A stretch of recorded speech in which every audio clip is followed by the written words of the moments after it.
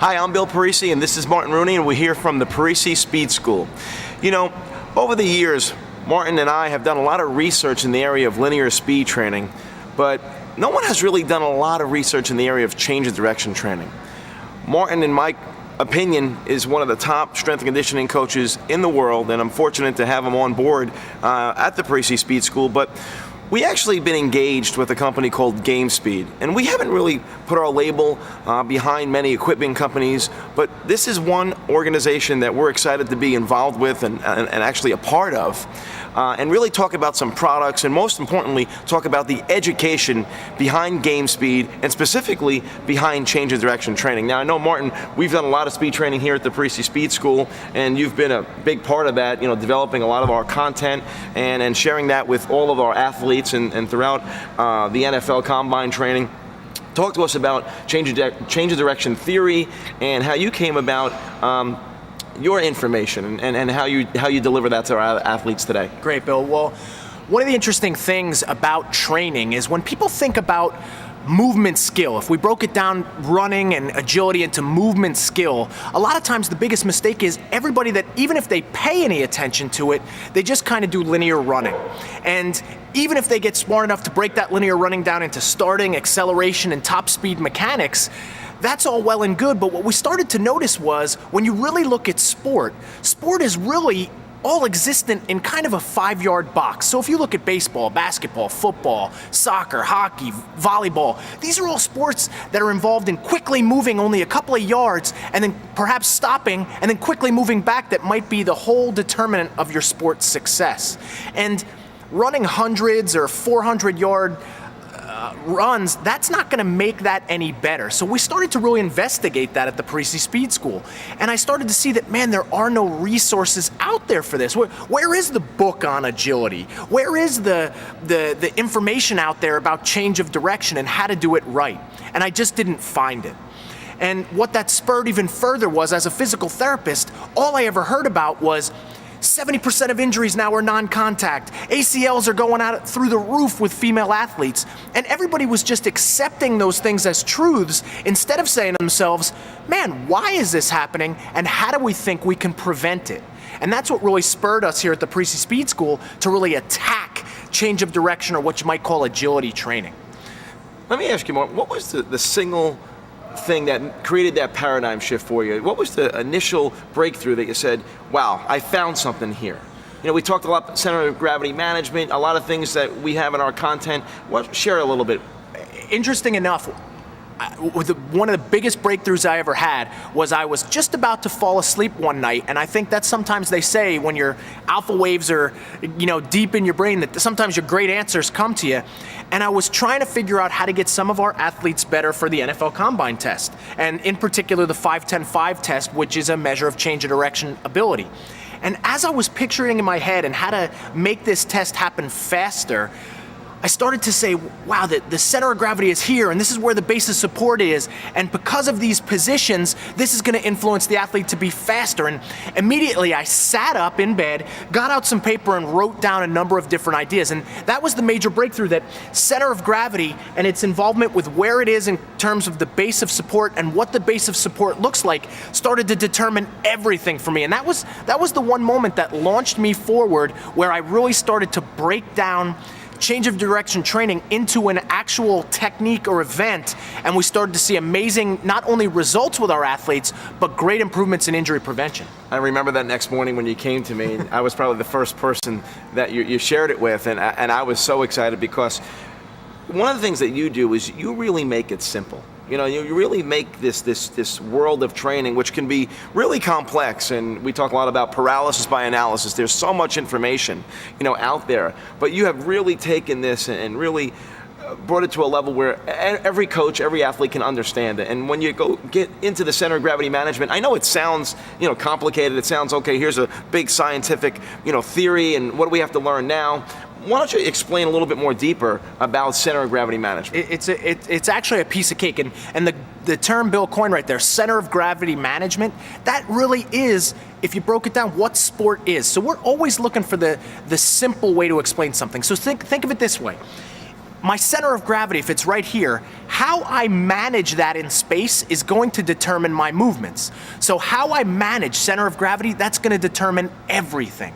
So for instance, if my center of gravity is right here, and it's right over my base of support, and I press down really hard with my legs, I just go up into the air.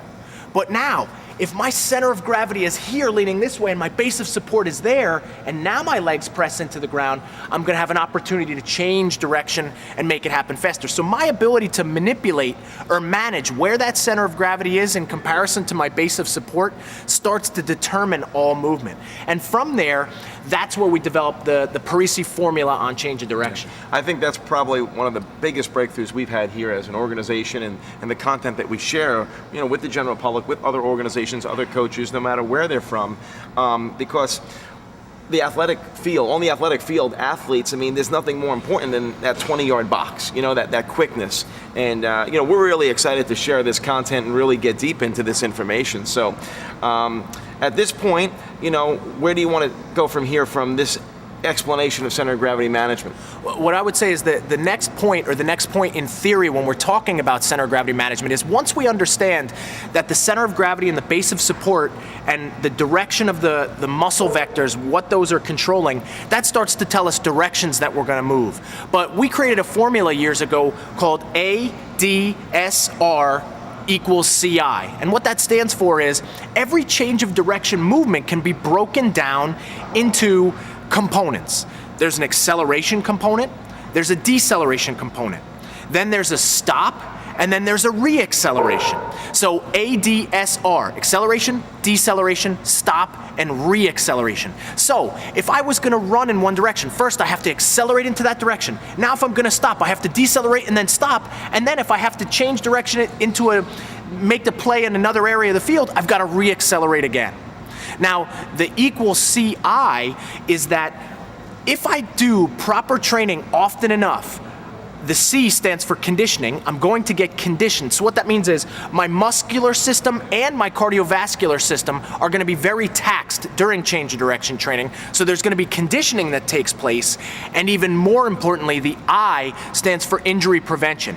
And what I mean here is with those adaptive changes of the muscles and the motor programs or the motor vocabulary, which we're going to talk about that you develop with proper change of direction training, the studies are out there to show now that many of the injuries that everybody thought were just happening are almost 90+% preventable. So that's the exciting part about this training is not only are you getting your athletes more fit, not only are you preparing them for higher level performance, but you're also helping them prevent injury. Yeah, we talk a lot about conditioning and conditioning the tendons, the ligaments, and all these other components within the body, elements within the body that get conditioned with change of direction training. And we also talk a lot about the importance of running all year long, conditioning all year long, how we say world-class sprinters don't take winters off from running. And the same thing with high-level athletes. And the base of our running in the winter is change of direction because there's such a conditioning component to that. It's so much more taxing than linear running because of what you said,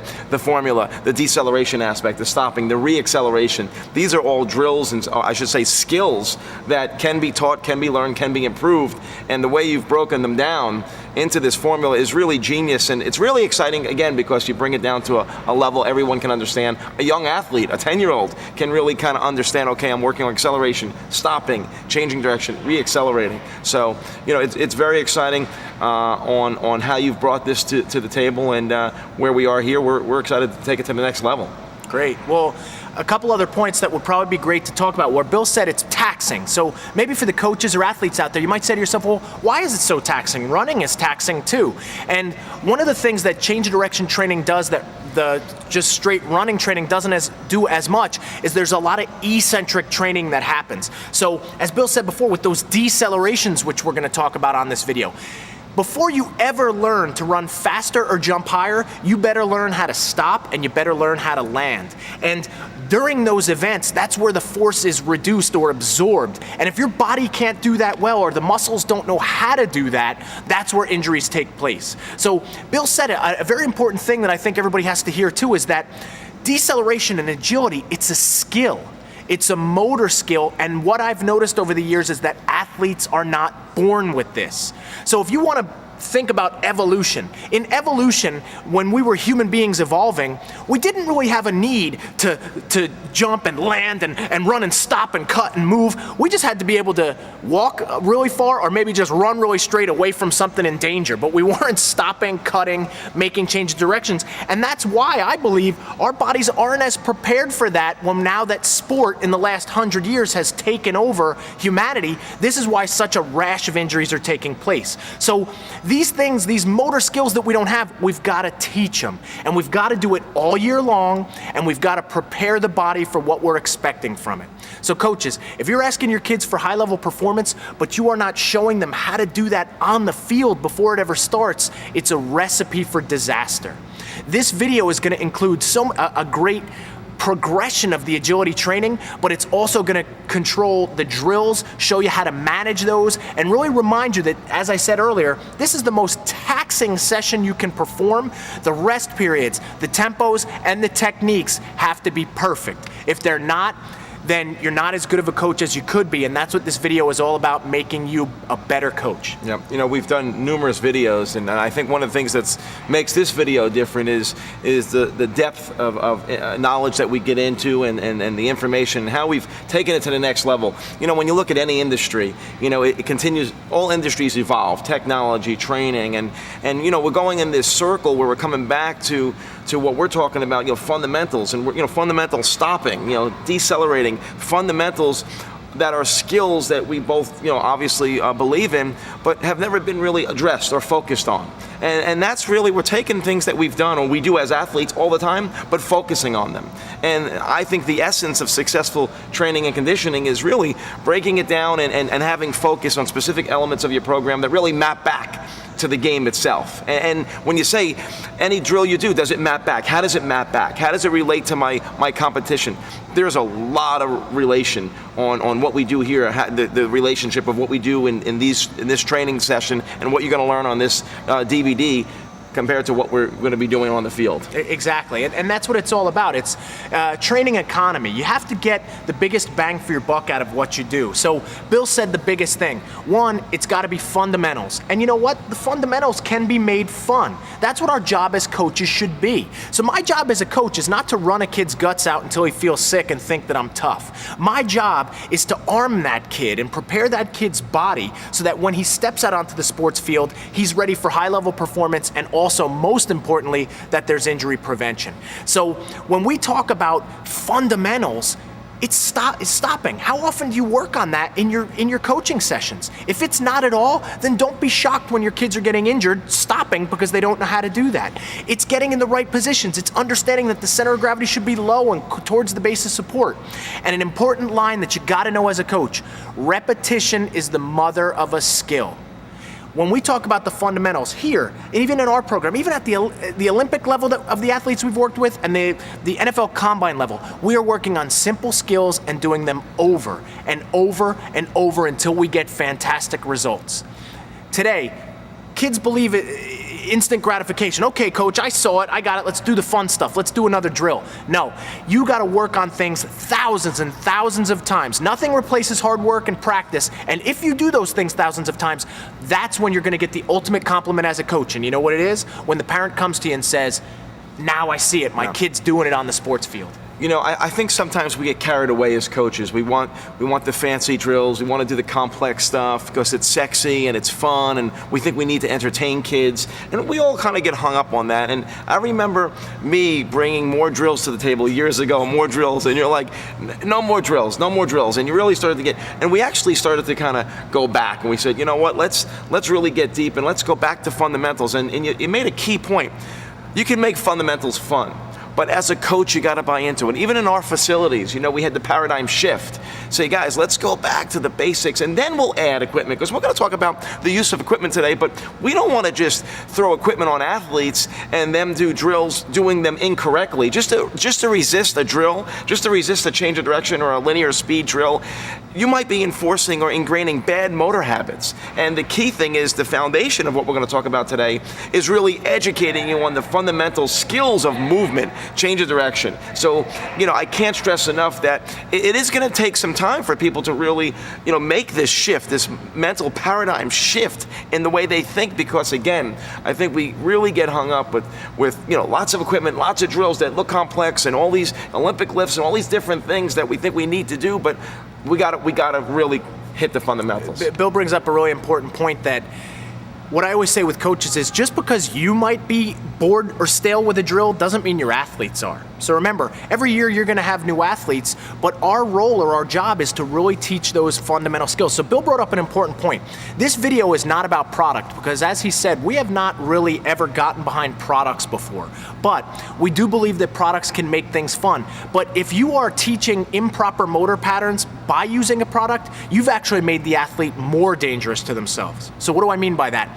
If you take an athlete and you make them faster, or you make them jump higher, it's just like putting a bigger engine in a car or taking an airplane up higher into the sky. Now, if that car doesn't have any brakes, or that airplane pilot doesn't know how to land, you have just increased the danger. And it's interesting, but I have a theory that perhaps we're making kids even more injury prone today through training. Because let's face it, more kids than ever are training today, yet injury rates are at an all-time high. So that tells me something isn't happening in the training out there. So, hey, my kid went and I got him a lot faster, but I never taught him how to change direction or stop, decelerate, cut. So now that kid that's faster, that then when he asks himself to do that on the field and doesn't have that motor program, now he's even at more chance for injury. So this is the stuff, coaches, that we want. I don't know how we want to make it happen for you, but you got to have that trigger moment that this is a paradigm shift. And man, every drill has to have a start and a stop. Every drill, I have to develop a set of eyes that I am really looking for specific techniques.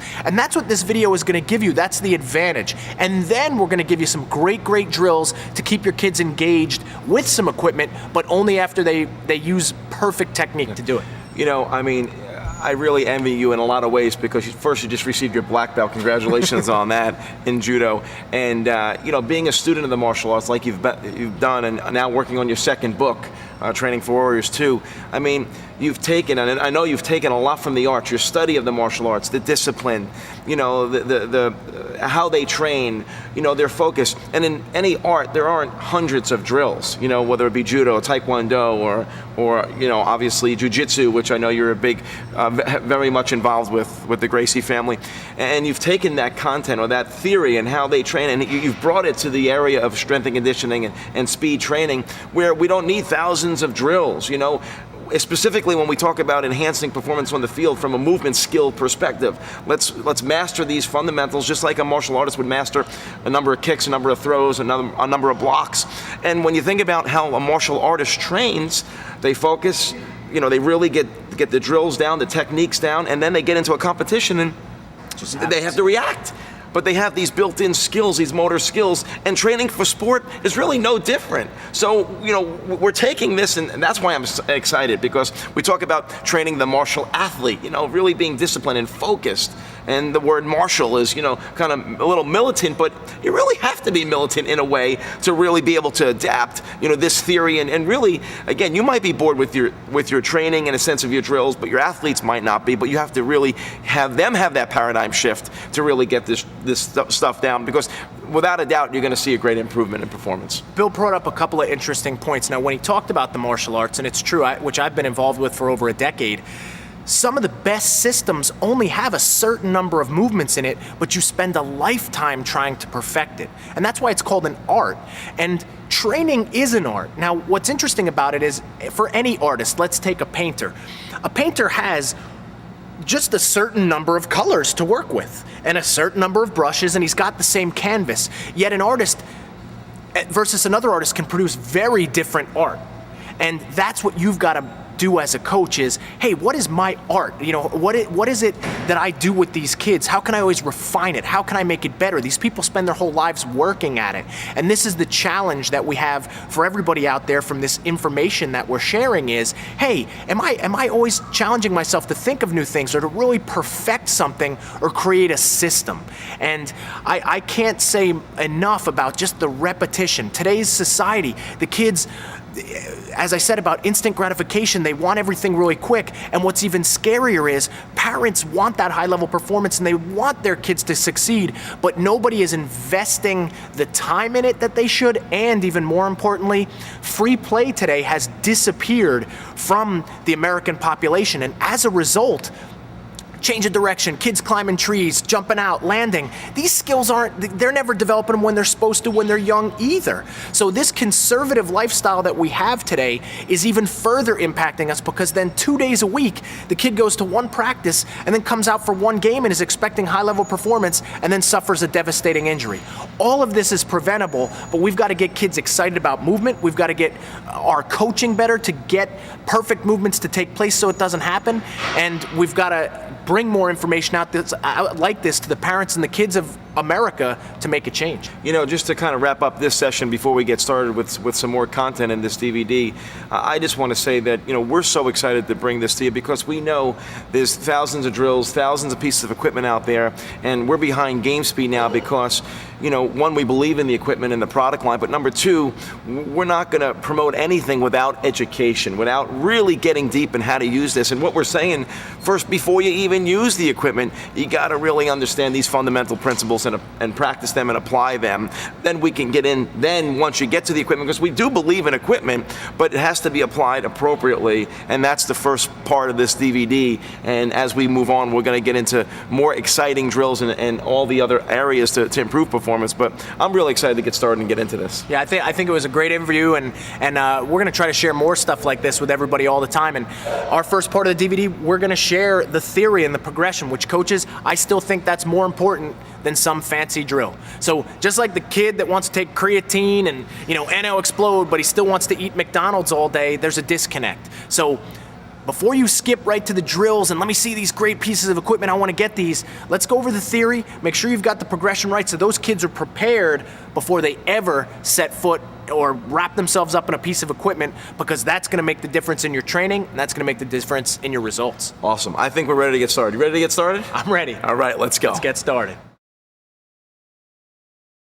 You know, before we get into the progression of change of direction training, I know Martin has a little trick up his sleeve to explain center of gravity management. So Martin, what do you got? Well, when we talked about everything being center of gravity management, a lot of times what's hard right off the bat for coaches or athletes is to really understand what the center of gravity really is.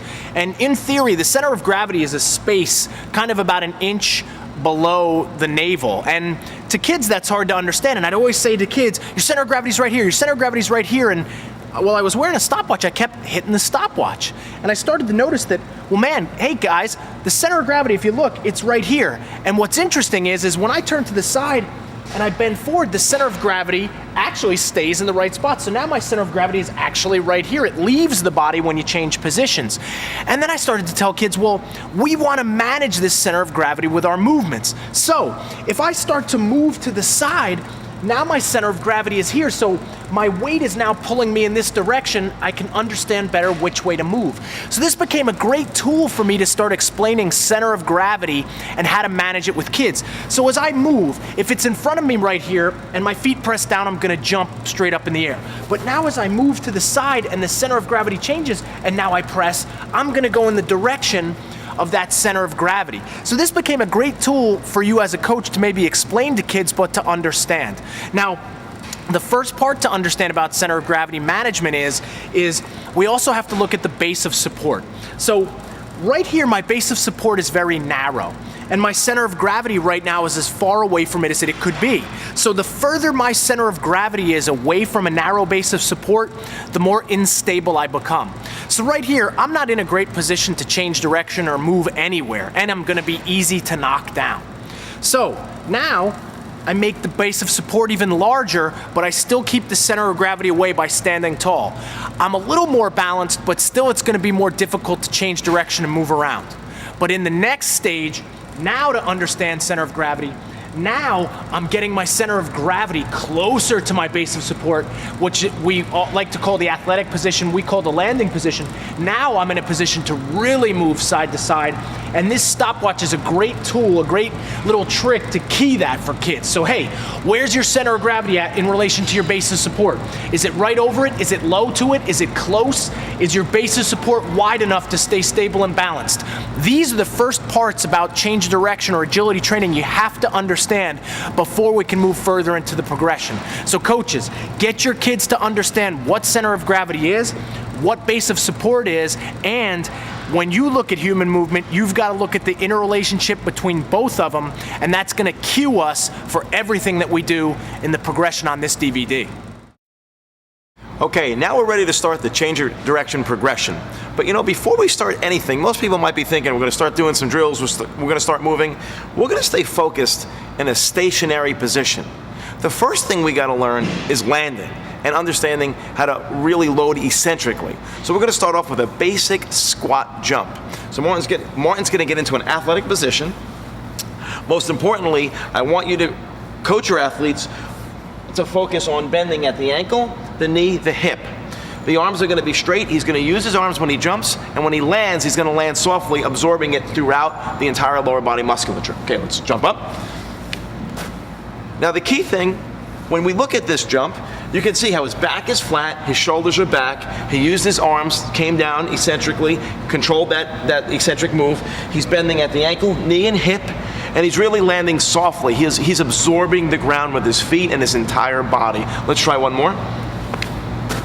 Excellent. And when you do these drills, you want to start off with just low repetitions, just a couple to teach.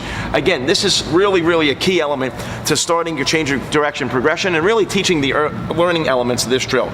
So coaches, on this drill, you can't get bored with this drill. Kids got to be able to land before they do anything else. So every session can involve this drill.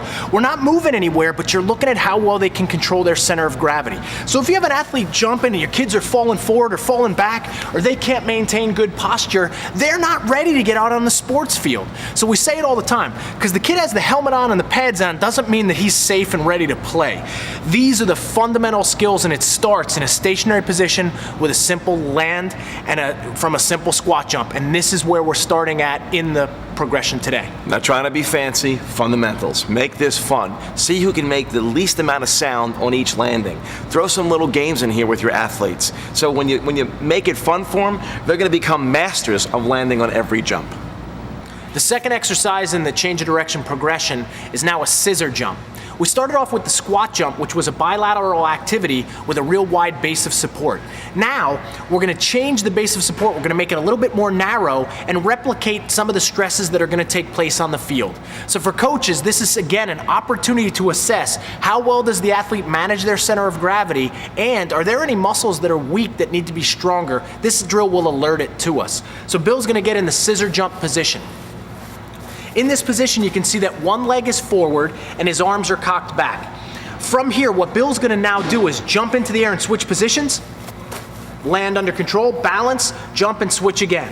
So right here, this is a great activity to show off stability and strength, kind of in a single leg activity where he's working the quads, the glutes, the hamstrings. You don't wanna see the legs touch. Let's get one more switch. You see how the back is flat, shoulders are perfect? Awesome. Bill, you can stand up. So right there, this is a great drill where you're really emphasizing one quad. You're also working on the flexibility of the hip flexors, but that balance and control, it involves a whole lot more than the squat jump, and you've got to still manage that center of gravity, but still, it's a stationary exercise. We haven't moved anywhere yet, but coaches, I challenge you to try this out and see how many of your athletes are falling to the side or falling forward, because if they are, we've got to fix this before we move anywhere else. Now we're going to talk about the third exercise in our change of direction progression called the crow hop. Just to reiterate, the first exercise, the squat jump, had a nice wide base of support. Not really too difficult to balance on that exercise. The next one was our scissor jump.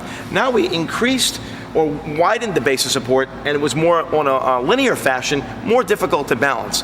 This third progression, we're going to really narrow the base of support and do a single leg jump. Now let's talk about this starting position.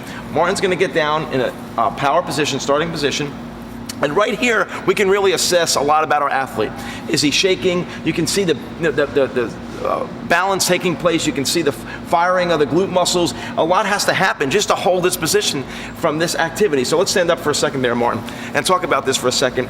That in itself, that just position, a lot of athletes are going to have trouble, especially if you're on an unstable surface. We're on AstroTurf here.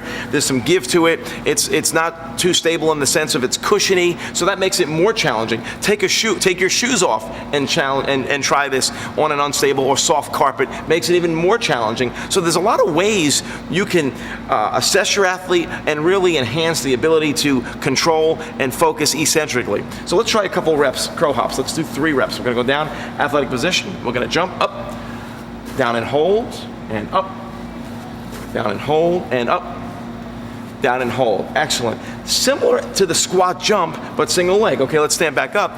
That movement right there is the 3rd exercise in our progression. It's the most challenging from a balancing standpoint.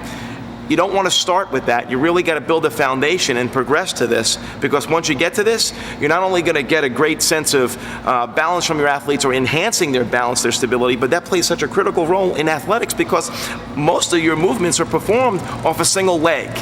Most of your change of direction, your center of gravity, your weight is shifting to one leg or another, and you're really calling upon those muscles that Martin was just utilizing to balance and jump, similar to an athletic movement on the athletic field. The 4th exercise in the change of direction progression is the broad jump. Now, the first 3 exercises were still just stationary, so coaches, remember, if your athletes can't manage their center of gravity or reduce the forces eccentrically, they're not prepared to move to movement yet. So never move down this progression until your athletes have shown proficiency in the exercises previous to it. So the broad jump. The broad jump now involves center of gravity management. An athlete is going to now jump forward. And when that takes place, the center of gravity has to slightly move in front of the athlete, then stay under the athlete as he jumps, then move behind the athlete as he lands, and then center itself back over the athlete's base of support. So it's very interesting when you start to look at it that a broad jump is a change of direction event. A lot of people think change of direction just means moving side to side. Remember, agility means up and down, side to side, diagonal, in any direction, and then stopping and then reversing that direction if need be. So right now, Bill is going to perform the broad jump. He's going to step back a few feet. And all Bill's going to do, he's going to start with his arms back, and once he's got his arms back, he's going to swing them forward and jump, and then land under control. So now, all this was, the squat jump was up and down. Now we're getting a broad jump where we're moving forward. Coaches, the landing should take place almost in a heel-toe relationship. We don't want the athletes landing on the toes and shearing the knees forward. We want them landing heel-toe, and we want to see how soft they can land, and again, how well they manage that center of gravity. So if Bill would have jumped and fallen forward or fallen back, that again tells me that that athlete doesn't have the motor skill or the motor vocabulary to control his base of support. So if he can't do it here, it's going to be very difficult on the sports field. So something as simple as broad jumps. Jump forward, stop. Jump forward again, stop. Jump forward again, stop. And you've got the next exercise in the progression and something great to work on. The 5th exercise in our change of direction progression is the side broad jump. Very similar to the broad jump, we're going to do the exact same movement but laterally. So Martin's going to get into the athletic position. Notice that his center of gravity is still directly between the 2 bases of support. He's going to, before he jumps, he's going to have to shift his center of gravity to the right to be able to move or jump laterally. So he's going to shift and then jump, land, and when he lands, he has got to readjust the center of gravity as well, and let's jump back. He's going to shift the center of gravity, jump and land. Same thing. Now, you can see in this exercise, there's a tremendous amount of shifting of center of gravity. When you really focus down on that, you realize for an athlete to really benefit from, to increase lateral power, lateral agility, he's got to understand how to put force through both legs to maximize or to overcome inertia. So when you really practice the broad jump, the lateral broad jump, it really emphasizes pushing off both legs, shifting the center of gravity to maximize the distance to improve your agility. Exercise number 6 in the change of direction progression here today is the Eagle Series. Now, we have talked about center of gravity, we've talked about base of support, which now you coaches and athletes should have an understanding of that. The next critical piece or concept in change of direction that we'd like to go over is what we call the disassociation of the shoulders and hips. It's very, very important. This is what I believe separates an average athlete from a great athlete. So when we look at a golf swing, or when an athlete runs, or when an athlete kicks or punches, there's a rotation that takes place throughout the core that a lot of that energy is stored up. Well, out on the sports field, these rotations take place as well, and during movements that require agility, we need to have them present. What's interesting though is a lot of athletes, again, don't have this skill until it's been taught. The Eagle Series teaches this, and we're gonna take you through this progression right now of how to do it. First, Bill's gonna get in an athletic position, and as you can see, his shoulders and his hips are all facing forward. Now I wanna show you the next part of the motion. Bill's gonna jump, now his hips are gonna go to the right. So now, his hips, his feet, everything is facing towards the right, but his shoulders are still facing you. So all of this torque that's been created in the core is where that power is generated. Bill being an ex-javelin thrower, this is a huge part of the position that if he brings a hand back, he's not a lefty thrower, but a righty thrower, he's now got that stuff torqued up, ready to explode. This is what happens on the sports field. So Bill can now bring his feet quick back. So now,